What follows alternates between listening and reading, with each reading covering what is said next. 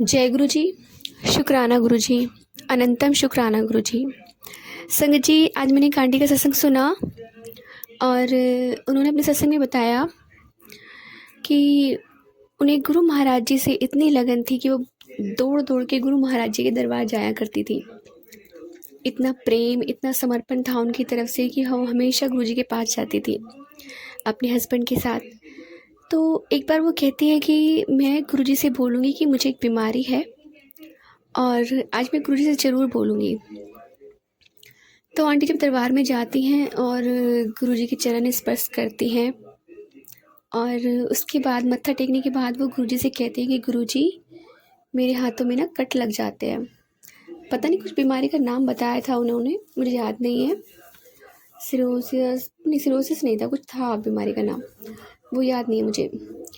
तो गुरुजी कहते हैं मैंने कोई डॉक्टरी खोल रखी है, मैं कोई दवाई देता हूँ। तो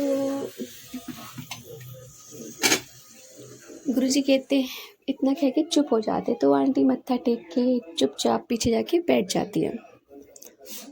उसके बाद वो कभी गुरुजी से इस बारे में बात नहीं करती हैं। तो वो देखती हैं अगले नेक्स्ट डे जब आती हैं तो गुरु महाराज जी जब उन्हें अपने हाथ से सचखंड का प्रसाद देते हैं तो गुरु महाराज जी उनके हाथों को टच करते हुए प्रसाद देते हैं। वो एक दिन देखती है, 2 दिन देखती है तो उन्हें सच में लगता है कि हाँ, गुरु महाराज जी मेरे हाथों को टच करके मुझे प्रसाद दे रहे हैं। उसके कुछ टाइम बाद उनके जो हाथों के कट थे वो धीरे धीरे ठीक होने लगते हैं। तो गुरु महाराज जी उन्हें ब्लेस कर चुके होते हैं। उनके घुटनों पे भी कट लगते थे। तो एक बार वो सत्संग में जाती हैं तो वहाँ वो अपना सत्संग शेयर करती हैं। तो वहाँ पे जो एक आंटी आई हुई होती हैं और जो वो सत्संग सुनती हैं तो उन्हें भी ये प्रॉब्लम होती है, कट लगने की, हाथों में कट लग गए, नीज़ पे कट लग गए। तो वो आंटी बताती है कि ये परेशानी मुझे भी है, ये बीमारी से मैं भी ग्रस्त हूँ। तो आंटी कहती हैं कि आप चिंता मत करिए, मैं अपनी नीज़ जो दवाई जो ट्यूब मैं लगाती हूँ वो मैं आपको दे दूँगी।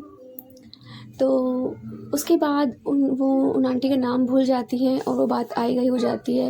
वो बहुत कोशिश करती हैं कि वो आंटी से मिल सकें बट वो नहीं मिल पाती। तो उसके बाद एक बार वो बॉम्बे में सत्संग में जाती हैं और वहाँ पे भी अपना सत्संग शेयर करती हैं और बाई चांस उन्हें वो आंटी वहाँ पर मिल जाती हैं।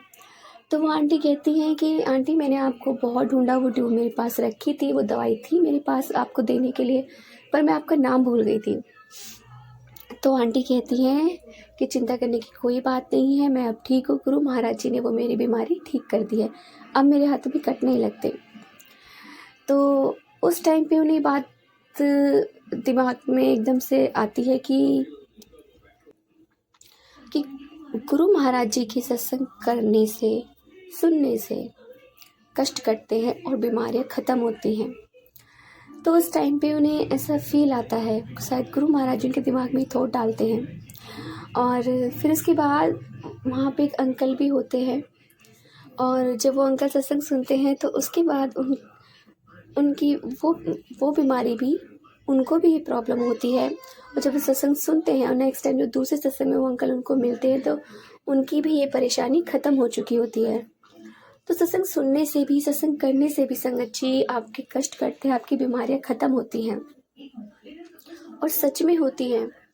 आप रोज़ सत्संग सुनिए और जो भी आपको बीमारी होती है ना, गुरु महाराज जी आपको उससे रिलेटेड ही सत्संग सुनवाते हैं।